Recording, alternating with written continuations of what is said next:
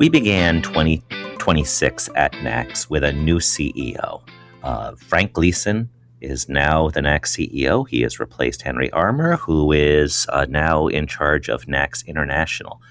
We had both of them, along with Brian Hannasch, the NACS chairman, at the NACS Show to talk about, in a panel discussion, talk about three things. And it was really a masterclass in the topics. They talked about leadership, they talked about ensuring our industry's future, and they talked about responsible retailing. Let's take a listen to the panel discussion on the 2025 NACS Show. Well, Henry, last time we sat down, you had some really wild socks on. What do you got going today? No, I'm kind of boring today, right? Dave Charles from Cash Depot is going to be disappointed. All of those things. All right. Let's get started talking about leadership. Henry, can you share with us how you define it? I know it's a big word, big task, but give us some thoughts. Well, you shared with the audience your focus on culture. I really believe a leader's primary job is to create an environment in which very talented people can do far more together than apart, right? I was listening to an interview about a week ago of Arthur Brooks, who's the former CEO of the American Enterprise Institute, and he said leadership was all about elevating people. And I think that it is about elevating people. It's about creating an environment where you want very diverse perspectives, right? You want, debate, but you want to establish a culture, an environment in which people can debate and then come together and achieve so much more than they can individually. So my leadership journey, I think, took a right turn when I went to the NACS Cornell Executive Leadership Program, guys. It had a profound effect on me personally because I was doing well. When was this? 20 years ago. Okay. So actually Lyle Beckwood was there. So that's how long I know now. So 2003. When, first time we really met. It was. But, I'd been doing well in my career, great management skills. But what I didn't realize is that you need much, much more than that. And I remember the first time I got some 360 feedback, it was in Cornell, and we got some real insights into how people can become better leaders. I was a pretty decent manager, sharp elbows, got stuff done, but I didn't realize that the key to having a strong business is culture and people. And you can't do that unless you actually hire the right people, as you said, Brian, and then let them do their jobs and then enable them. So as leaders, that's the most important thing we do. Hire people, go on that journey and help them develop and be the best they can be.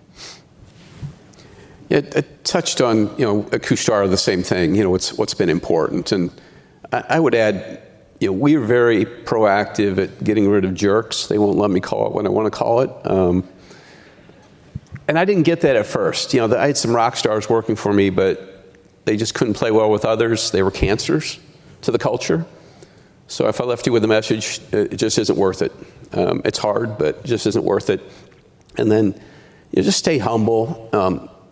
Act like live the model. Live the model. People watch us as leaders. And so how we behave just sets the tone for so many things, whether that's making time to be out in stores or others. But and I agree, succession planning to me is probably one of the top 2 or 3 things that a leader can do today. Eventually, I just left my company a year ago, and I left it in good hands. And that's my proudest accomplishment is the culture and leaving a strong pipeline of people that can carry forward. Because eventually, we all have to make a transition.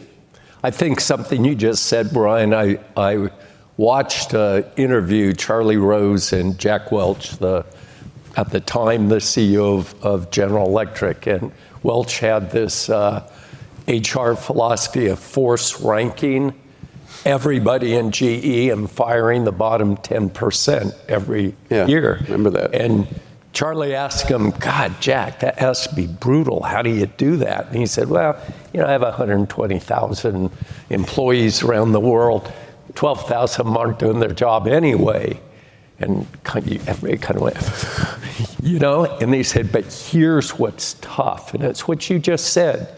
Welch said, what's tough and what a leader needs to do is to make sure that even with your top performing people, the people that are delivering the bacon, if they're screwing up your culture, you got to get rid of them. I completely agree. I mean, I think giving feedback in the right way, constructively, helps people get better. Absolutely. And I go back to my Cornell time. I mean, that 360 feedback was a real eye-opener for me. I mean, I had a colleague, Michael McCormick, and we're still great friends today.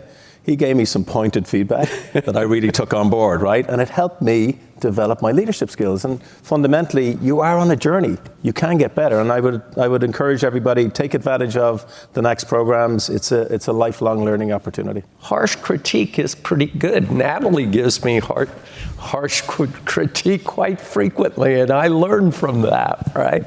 And it's free. Yeah, it's kind of free, right? So, hey, it's pretty interesting, Brian. You mentioned it in your opening comments that Frank will only be the 4th CEO in NACS's 64-year history. That's pretty amazing. And what is also pretty amazing is all 4 of them came out of the convenience store industry. You also said the search committee that you were a part of and led, and by the way, you chose absolutely the right guy to lead NACS in the future. Now add one more thing then, don't screw it up. Yeah. I promise I won't, and in fairness, you guys ran the most rigorous process I've ever been involved in, so thank you. After you selected him and so forth, that's the first thing I told him was, Frank, don't screw this thing up. It's going well, right? But what I was going to say is all 4 of NACS's CEOs came out of the industry, where none of us were or ever became, I think, an association leader. I'm not an association leader. I'm a convenience retailer by heart.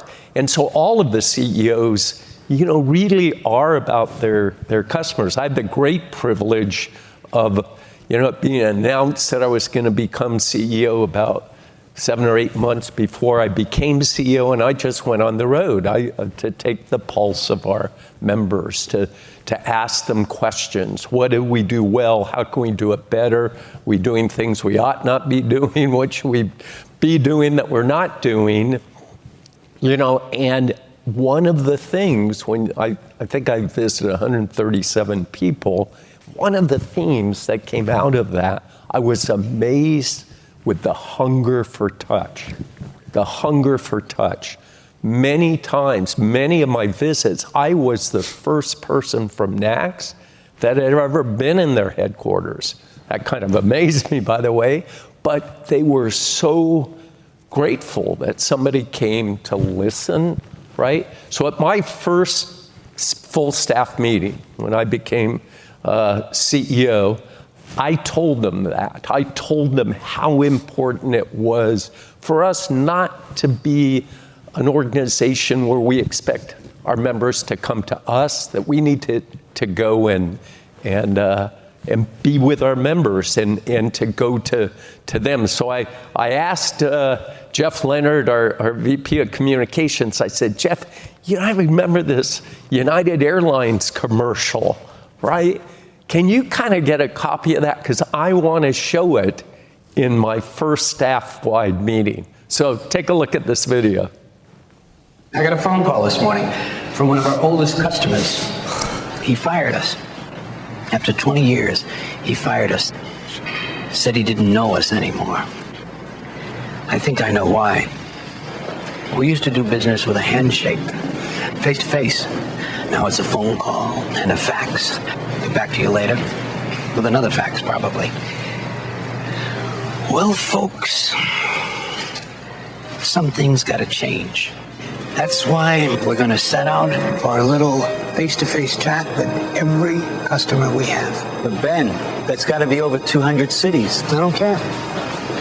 Thanks. If you're the kind of business that still believes personal service deserves a lot more than lip service, welcome to United. Larry. Lewis. That's the way we've been doing business for over 60 years. Ben, where are you going? To visit that old friend who fired us this morning. United. Come fly the friendly skies. So at that staff meeting, I said, our travel budgets are doubled, right? And NACS, just like all of you, we've really, over the last 20 years, we've gone through some pretty traumatic times: hurricanes, financial collapses, pandemics, social disruption, political turmoil, and so forth. And we've all had to look closely at everything we spend money on. The two things that were sacrosanct. And I told my staff leaders, off the table, we are not cutting travel budgets, and we're not cutting money for our people, right? We're going to protect our people, and we're going to visit our members. And I don't think over 20 years, any of our members have fired us, right? Yeah. So I'm proud of that, right?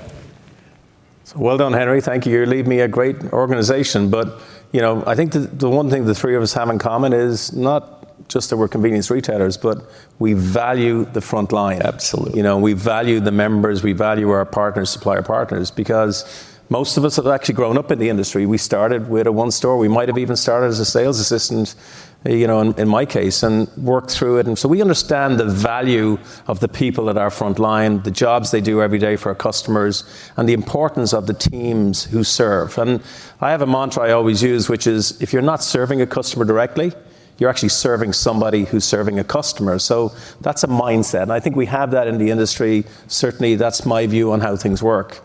The other thing is, I actually love getting feedback. And, going to stores, you get some real good feedback from customers, because they'll tell you, and also from the associates, and I always ask questions: are we doing a good job? Are we looking after you? Do you see opportunity? Can you get promoted? Blah, blah, blah. Some of them say, I'd love a raise, and I say, get promoted. Train yourself, learn skills, and you can go anywhere you want. And, I started at the front line, so I'm a testament to that. But really, I suppose the big message is, the best leaders, have to have that service, hospitality mindset. Absolutely. For our people, so they can have it for our customers, because that's really where the moment of truth happens. That's where that loyalty comes, and that's where you hold people in the business, but you hold your customers. And that's the essence of what the C-Store business does. And there's no surprise to me that in North America or globally, 1 in 2 people come to our stores every single day. We are a high-touch business. Yeah. I hadn't seen that commercial in decades, I guess, but... well, it's pretty old. They talk about faxes. I don't even know if fax machines exist anymore. It struck me it's more relevant than ever. It's so easy with Teams and, everything else just to mail it in and not make the effort. But, it's more relevant than ever today. So I started in the store when I was 16, and life was a whole lot easier. I sold Coke, Pepsi, Snicker bars, and that was about it. No food, no financial services. And so I think about today, I went to college, got out, started in a finance role, realized I didn't like that, got back into operations quickly. And today, it's still the truth. The operations of a store, and those people that work in the store 365 days a year, 24 hours a day, is the hardest frickin' job at our company. So showing them genuine appreciation and empathy is so important to the culture that we try to strive for at Couche-Tard.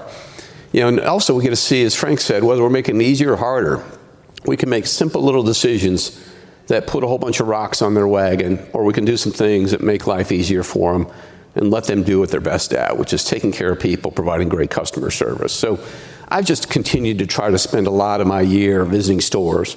I probably only get to about 5% a year.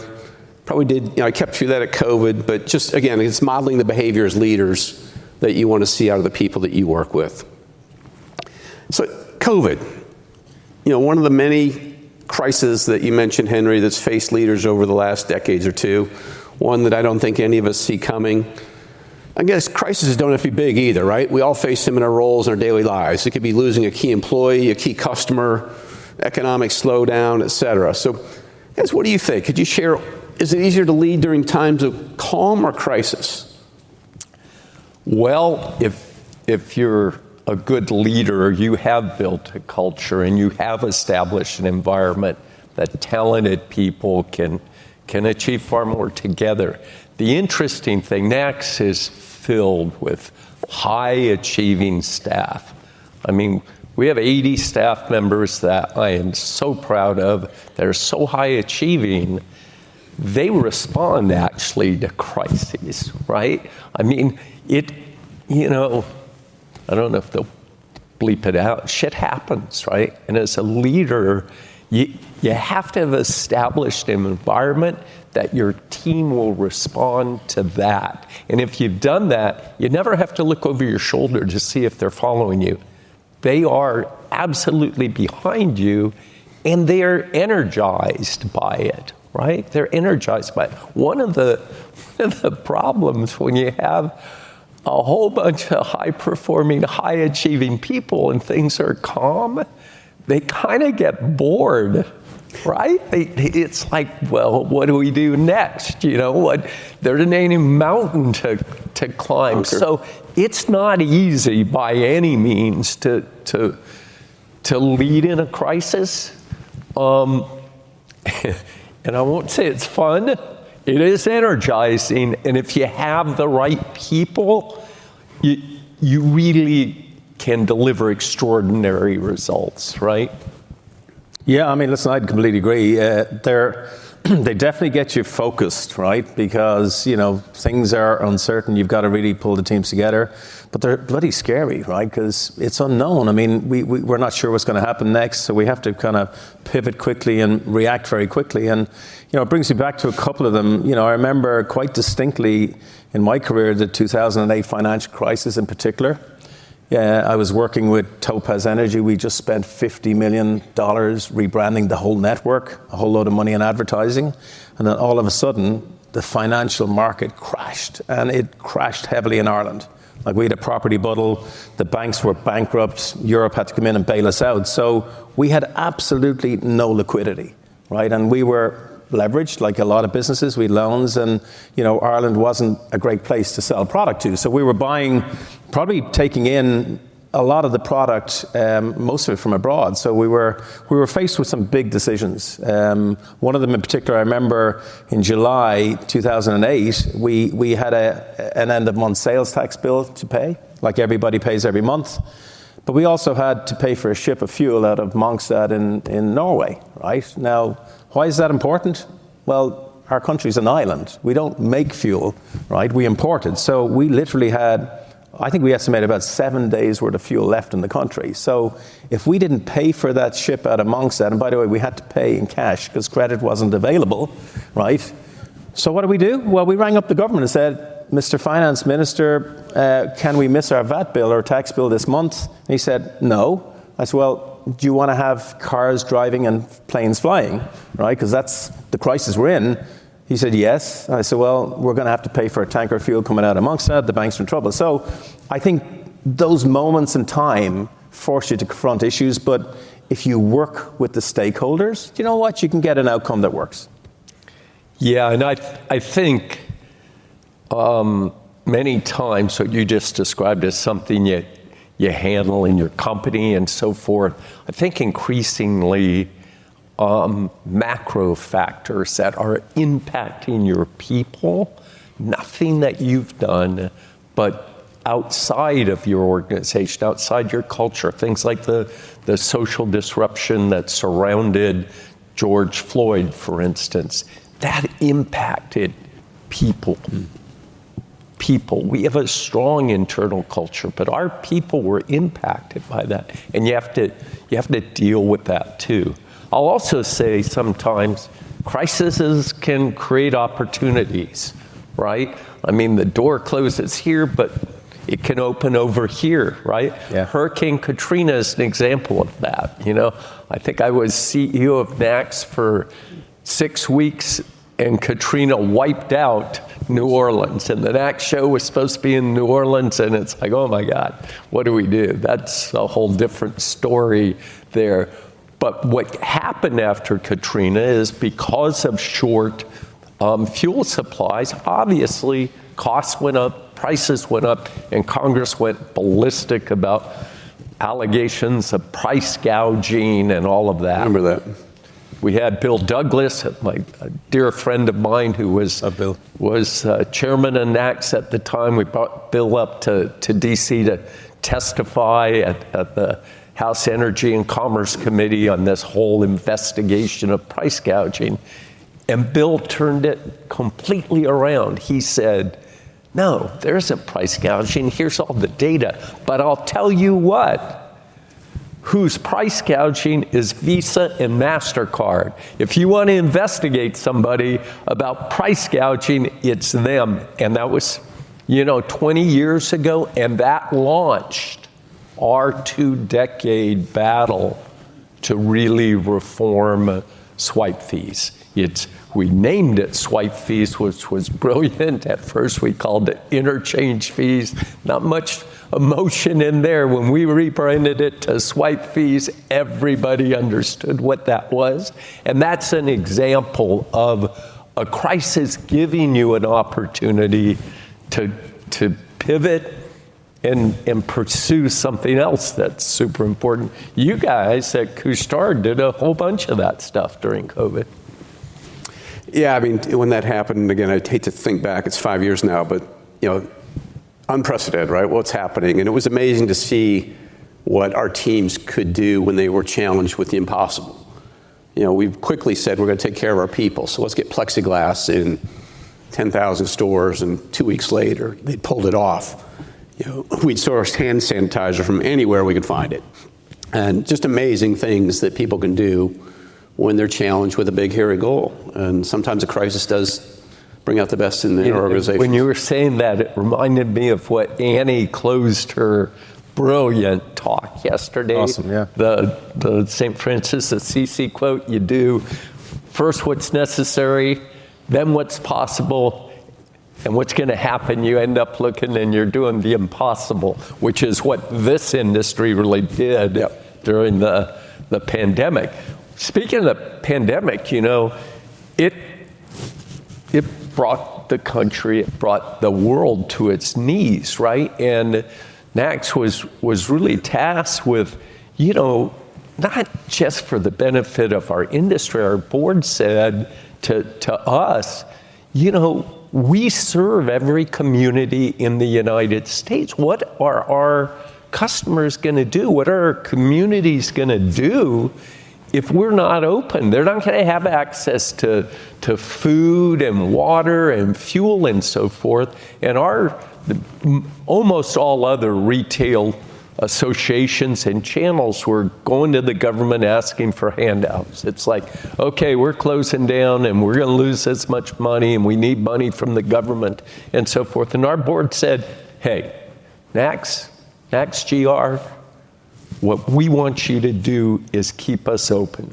Keep us open. And our GR team, so effective in working with Congress to define our industry as an essential service, that we're vital to our communities, and we succeeded.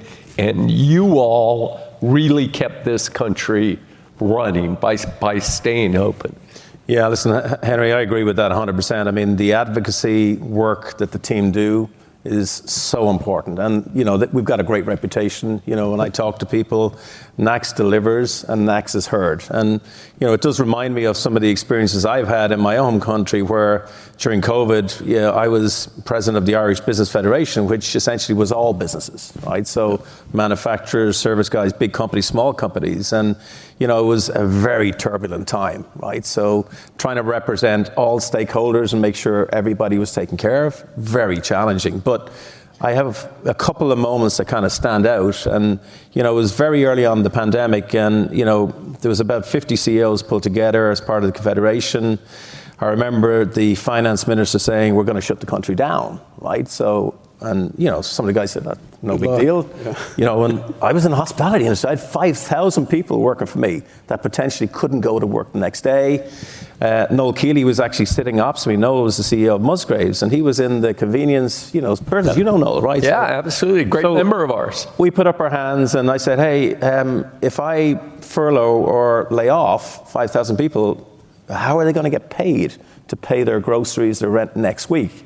because I can't afford to pay them. You know, we don't have all that money, right? So, you know, and Noel put his hand up and says, hey, you know, how are we going to make sure the essential service? So, you know, they were moments of time where business leaders step up to the plate to talk to government and make sure that we get things that we need to stay alive. And, you know, in this particular case, we put in place a wage subsidy scheme to keep that relationship, because we knew government couldn't pay welfare payments next week or next month. They couldn't deal with that amount of people, but we could. Right. So I think by talking to them, we put together a scheme.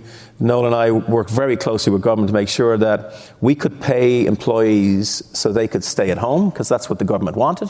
But then more importantly, when we reopened, they could come back to work quickly. So, you know, innovation can be everywhere. And I think, you know, the lobbying efforts of our NACS Association and our global efforts or local efforts are fundamentally important to make sure our voice is heard. I think it's a good reminder that it doesn't have to be a COVID. You know, we all have crises, right, in our lives, our work, personal, family. It's how you lead through it. You know, it's how you lead through it. And again, you know, just time and time again, the impossible can happen if you've got the right team, the right culture behind you. Well, speaking about opportunities that crisis may bring, I mean, Couche-Tard, I know because you're a super supportive member, an engaged member of NACS. So we knew we visit you guys all the time, deep in your teams. You were looking at delivery pre-pandemic, right? But, you know, studying it, was a back burner item for sure. This, right? How do you make money doing that? And here comes the pandemic, and it accelerated absolutely that. In a couple of weeks, our tech team stood up a solution. So it's, again, just responding. Yeah, absolutely. So that's, I think, a really good transition to what's in our future, right? For those of you that have attended many of our international events, I always start those events with a quote that a famous Canadian futurist said quite a few years ago, William Gibson. And Gibson said, hey, the future is already here. It's just unevenly distributed. Some of it's over here, some of it's over there, some of it's perhaps here, some of it's back there, some of it's over there, right? And it is, I think, so true in terms of looking at what's in our future. Hey, elements of it already exist. I completely agree with that, Henry. I mean, I can remember going back to my first visit to the US, and, you know, I'd heard that there's these amazing convenience stores in Pennsylvania, right? Sounds like a good place to go to learn, right? So I remember going over, I actually visited Travis Sheep. Kind of strange for an Irishman, because then you couldn't sell beer. True. Yeah. So Channel was nothing like you see today, and you know, but the inspiration exists in different places. And when I went to the US that time, and you know, a couple of colleagues, and we went on some store tours. We went and visited Wawa, Sheetz.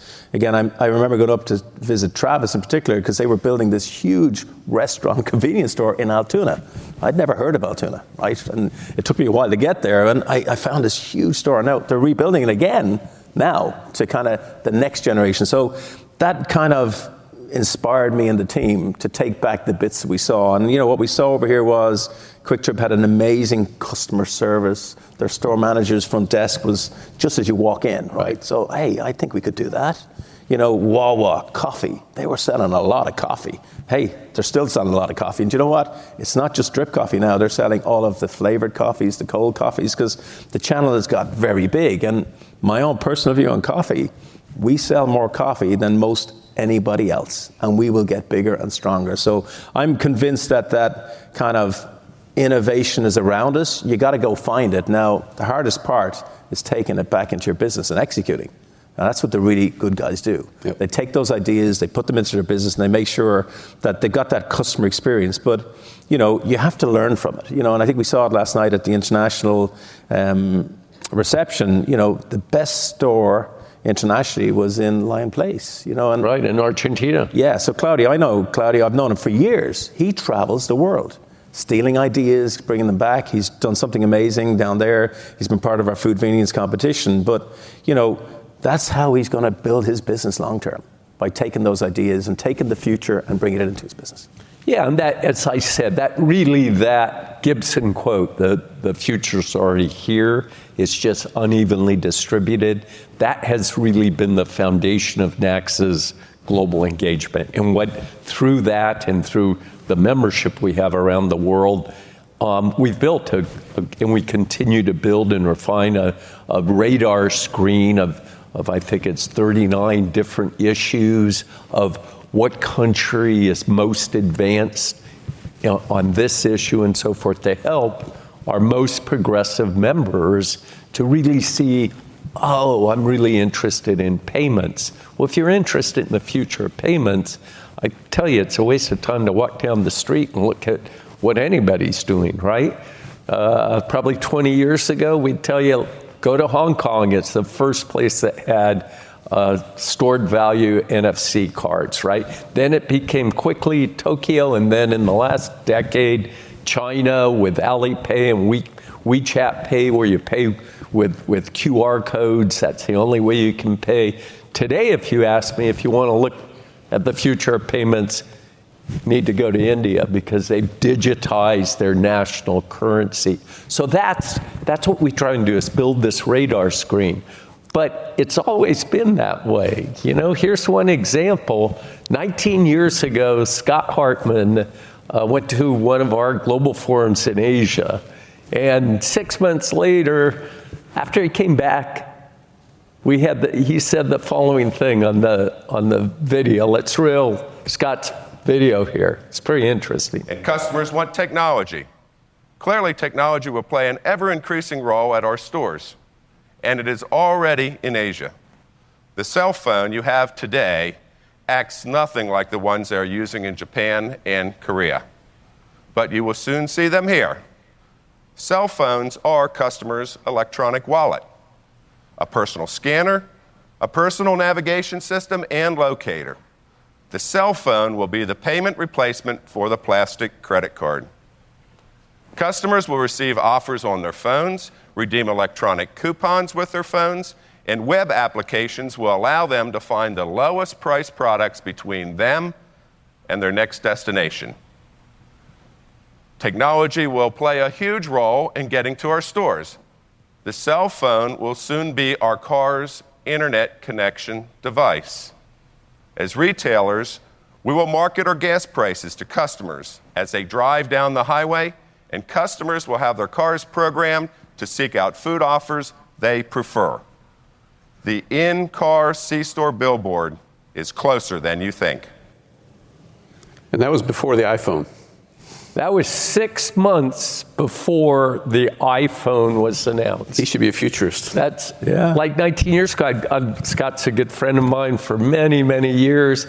I saw that video when we were preparing for this. Guy could be Steve Jobs or Bill Gates. Yeah. With Jobs, all he'd need to do is put on a black turtleneck, and that's kind of what he was, right? I love Scott, and you know, if he can predict the future like that, that's just incredible. And you know, there's no doubt. Just think about it. Smartphones have taken away some of our categories, guys. You know, so who reads newspapers and magazines now? Well, you don't. You do it on your phone, of course. So the digital device is there. Remember, we used to have those maps. We used to sell a lot of them. They don't exist. They're on your phone. We used to send greeting cards to people. Now you send it on your phone. We used to watch films. Now you do it on your phone. So I think the customers are changing, and you have to change with that. It's absolutely critical that the categories that are changing, you take advantage of the new categories. And, you know, we've talked a lot about those new categories. And I think, you know, as the industry pivots, the innovative guys will move first. And Scott's been a great innovator. Well, and the pace of that, the important point is absolutely, Frank, but it happens at different rates around the world, right? So you see Norway, China on EV so far ahead, right? That's where you want to go and learn, right? Yeah, we had the fortune of operating in 31 countries, so we had the opportunity to look around some corners, whether that be EV, gamification training, different payment systems, as you talked about, and also some negative things, you know, some crazy-ass legislation. You know, go try to buy a pack of cigarettes in Australia. Canada went dark 15 years ago, and so really understanding how those things impact our business And it also reiterates to me, or reinforces to me, the importance of NACS and the advocacy we have, because we've been able to stop a lot of that stuff here in the United States. But, just, again, a leadership point, but, I really try to not let our people say never, like EVs will never happen or this will never happen. I think as leaders, we all have to have our heads out there, not in the sand, and just really understand what's possible and what's happening in other parts of the world. And generally, when it's better for consumers, it will happen. And so just, again, a plug for NACS, you think about dollar stores. There's 2 major dollar stores in the U.S. There's a dozen big grocery stores. There's 2 large drugstores. And there's hundreds of thousands of convenience stores, almost 200,000 North American, many times that around the world. NACS takes a very fragmented industry and allows all of us to see around corners that we wouldn't see on our own if we didn't have businesses spread all over the place. So just, again, a very important piece of what we do here at NACS. And you referenced, how regulations can impact the business, and you can see it first in other places, like Australia, the first country that went, dark and plain packaging and all of that. We started the NACS Global Government Affairs Council that we have 23 associations from around the world that represents either convenience and or fuel retailers. We had a meeting earlier this week, every year here at the show, and we go around the table to discuss, so what are the things that are first popping up that you're fighting in your area, to allow all the other associations, including NACS, to have insights. It's a radar screen. If you're banning menthol in Brazil, maybe that could happen here. So how might that happen? How do we be more proactive?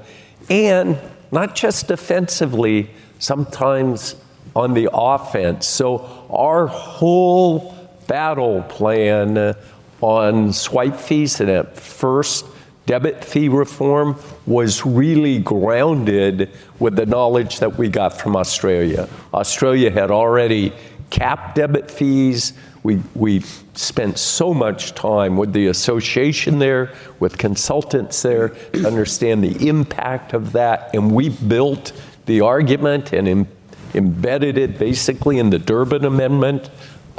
Here, passed the Durbin Amendment 11 or 12 years ago, that is saving our industry $1 billion every single year. And that came from looking elsewhere, looking at other countries to see how can we do certain things. Yes. Yep. All right, gentlemen, let's wrap up with one final topic. So, Henry and Frank, can you share with us what's going to take us into the future?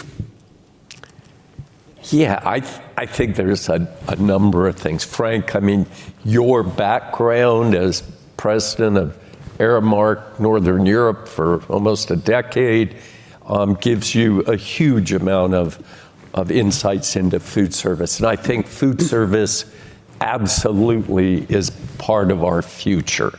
And I think without that, without upping our game in food service, the future is going to be pretty difficult for us.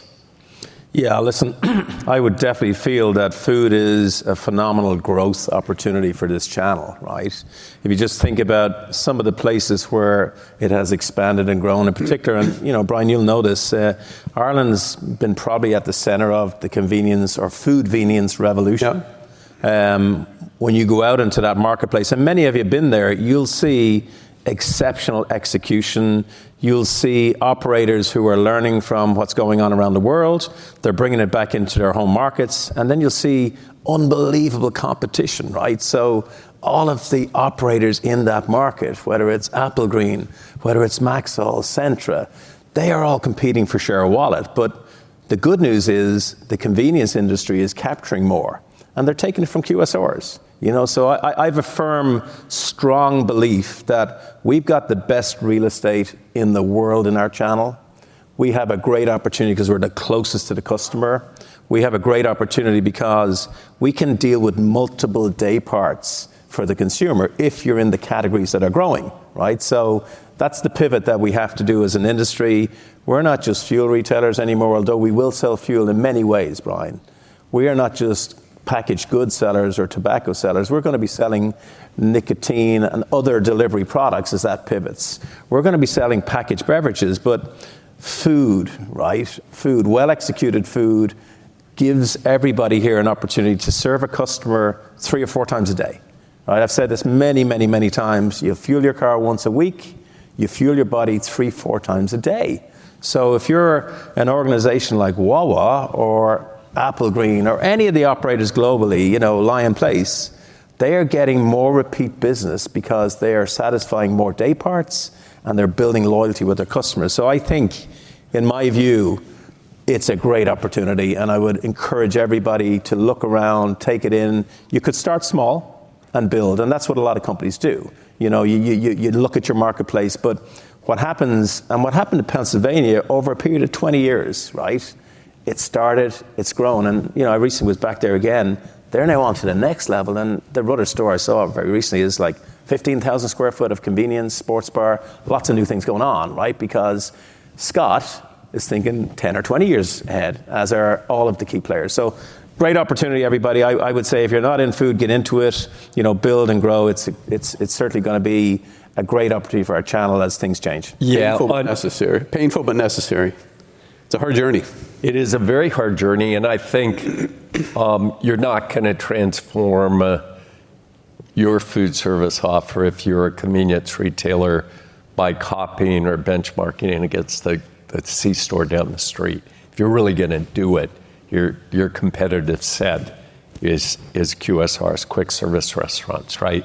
And you better focus on them. You better understand how they go to market. You better understand how quickly, Frank, you've shared with so many NACS audiences in your background, menu execution, flexibility, dynamic menu changes, and so forth. So you got to do that. So food service, I think is vital for the future of our industry. I think another thing that is super important is we have to be socially responsible retailers. You know, we do business in virtually every community around the States and around the world. And our communities, you know, are demanding more of us. They're demanding that we're good stewards of the environment by having tight underground storage systems, by having, you know, environmentally friendly food service packaging. They're absolutely demanding food safety, right? And they are demanding that we do a bulletproof job in ensuring that underage people don't have access to age-restricted products, right? If we don't get that right, the door never opens up to cannabis, to gaming, to over-the-counter pharmaceuticals that the FDA is now allowing to be sold outside of pharmacies, but age-gated. So we really need to be socially responsible retailers. It's what our communities, our customers just are demanding today, and I think will demand even more in the future. No, I completely agree with you on that, Henry. I think, you know, as I think about the opportunity and the risk, right, of course there's risk of if we sell to underage, so how can we do that better? We've got a lot of people working at the front line, so I always think, how can we make it easier for our frontline associates, right? So, you know, and having the privilege or opportunity to kind of get back closer to NACS over the last year and kind of see what you guys are doing or we have been doing to help, you know. The age-restricted one is going to be a big battleground, right? So if we can deliver consistently at the front line, we have a great opportunity to be the place where you can get all of your age-restricted products, whether it's the cannabinoid drinks that are coming are going to explode. I mean, just go look at the NACS Show floor. There's so many new interesting products that are coming through that are going to drive your sales. But you have to have the best systems, and that's the only way to scale anything. You have to have the best training and technology. And you know, I've been working really closely, Henry, with the True Age team for the last 12 months. And And we have that technology. So we've developed it over the last 5 years. We've been doing the integrations with all the point of sale systems. We've been preparing it for a launch out into the market. And the good news is it's scaling. So go down to have a look at the TrueAge booth. I would encourage everybody, come on the tech journey. It's been developed for you, right? And, I remember 5 years ago, it was an unmet need because, we were worried about would it become the next swipe card problem? Yep. Right? So I think NACS is getting ahead of that. And, that solution, the digital solution, is not just for now, it's actually for the future. So it's going to deal with the digital wallet. So, that's an example of NACS and TrueAge delivering for our industry. It's a world standard, right? So when we do it well. Absolutely. But you've got to move it on.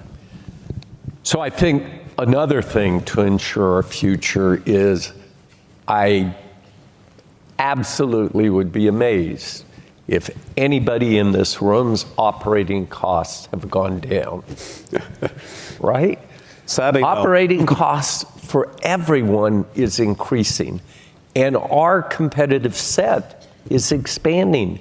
Everybody wants to sell convenience, whether that's delivery, whether that's front ends in Home Depot, certainly it's time, the drugstore industry. It's time. People are attacking time. They're attacking time, right? Sell time, yeah. So the intensity of competition is just mandating that we become more efficient, right? And to become more efficient, certainly our highest cost is labor. How do you drive more labor productivity?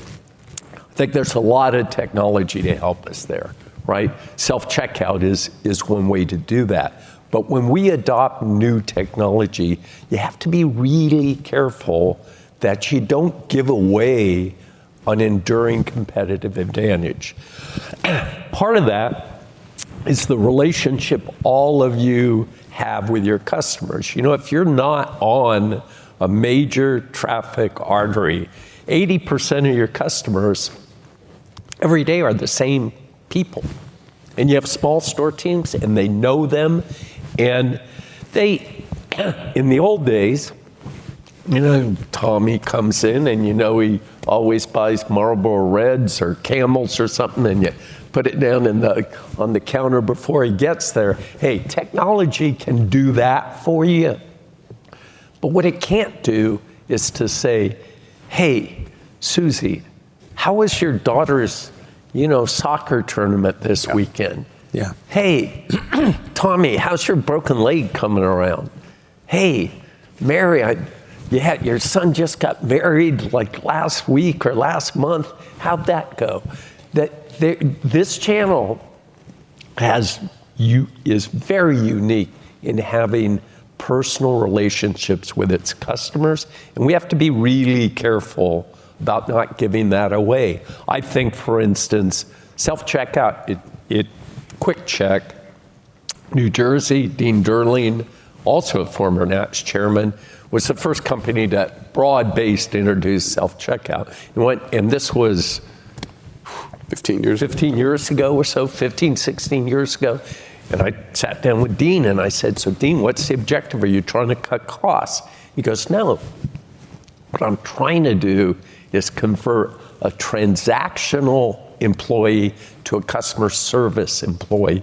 And he was brilliant in the way he laid out self-checkout. He put it in an arc, and the sales associate was behind the arc, and the sales associate could look every customer in the eye when they came up for self-checkout, could still communicate and talk to them.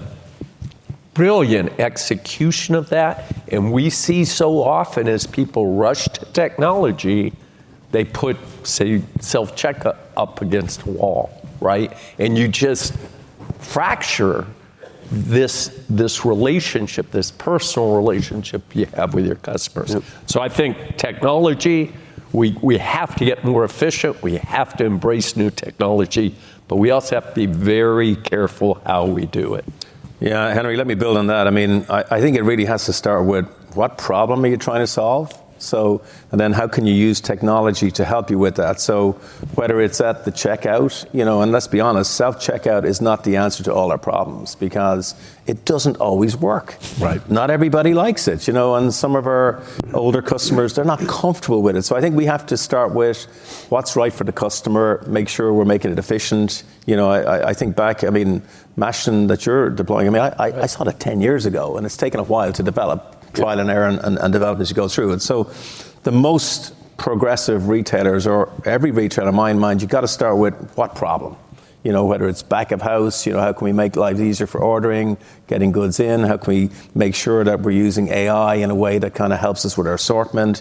Category management. There's so many opportunities to deploy technology, but you've got to do it in a way that it helps your employees do a better job or reduces your cost, but it doesn't diminish the customer experience. Right. And I think that's at the core of what you were saying, Henry. Exactly.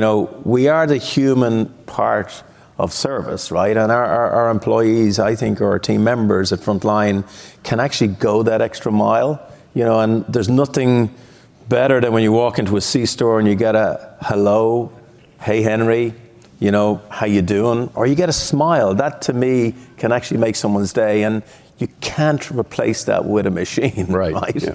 So I think, we have a great opportunity in our industry to deploy technology and, whether it's a true age, making that age verification frictionless, safe, trackable, defendable against federal government, or whether it's something to make the experience quicker, whether it's ordering payment. But you can't get away from, we're going to need great people. And great people, obviously give that human touch to our customers, which create loyalty in my mind. Right. I think for the future too, real quick, advocacy is so important. I see what's happening around the world, and we're not always the friend of our governments. And so aggressive, proactive advocacy to make sure that we have a level playing field. And that's all I've ever wanted, is just the ability to compete fairly. And NACS has just been a champion of that. You think about, 150,000 stores in the U.S. The voice we have is really unparalleled, and NACS can be our megaphone to bring that to bear. Absolutely. NACS advocates on Capitol Hill and the federal agencies on behalf of the industry very aggressively. But the power we have, and we are very powerful in Washington, D.C., it comes from your voices. Just as you said, if we can, in a megaphone, have the industry speak up, it really happens, right? And also, as I said, we have to go to our customers. NACS has to go to our members. We bring congressmen to our stores. We started the in-store program, NACS in-store program, I think 15 years ago, 15 years ago, where we invite congressmen or senators to come to a convenience store to work a shift or a few hours in a store in their district. And it is so effective in showing them actually real time what our issues are. And sometimes it's just super fun, right? One of the early ones I'll never forget, Congressman Stewart from Utah. We invite, the local TV stations to come and film, and the politicians love it because they get free media and all of this. So Congressman Stewart worked in Maverick, right? The TV reporter kind of asked him, so what went on today? And he goes, well, I kind of had a funny story here. I saw this customer, I'm working behind the till, and maybe there's a picture of him there. And a customer comes in the front door, and he looks at me with this really quizzical face.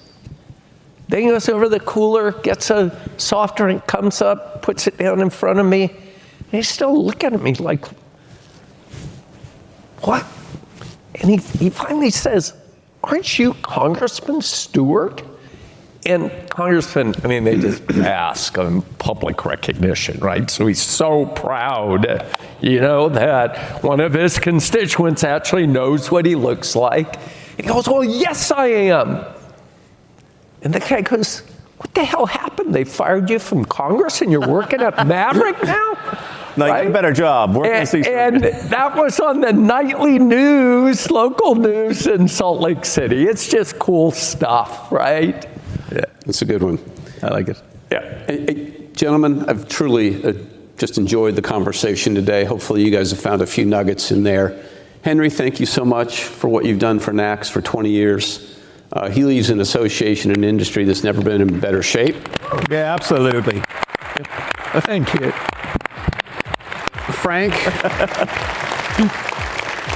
I look forward to the new heights you're going to take NACS in an industry, and hopefully all join in just saying, Frank, don't screw it up. I won't. Okay. Thank you, guys. Hey, with that. And that ends today's podcast. That was an hour masterclass in looking at some of the issues facing the industry now and what will be coming in the future. Thanks to Henry, Frank, and Brian for their insights. And thanks you all for listening to Convenience Matters. Convenience Matters is brought to you by NACS and produced in partnership with Human Factor. For more information, visit convenience.org.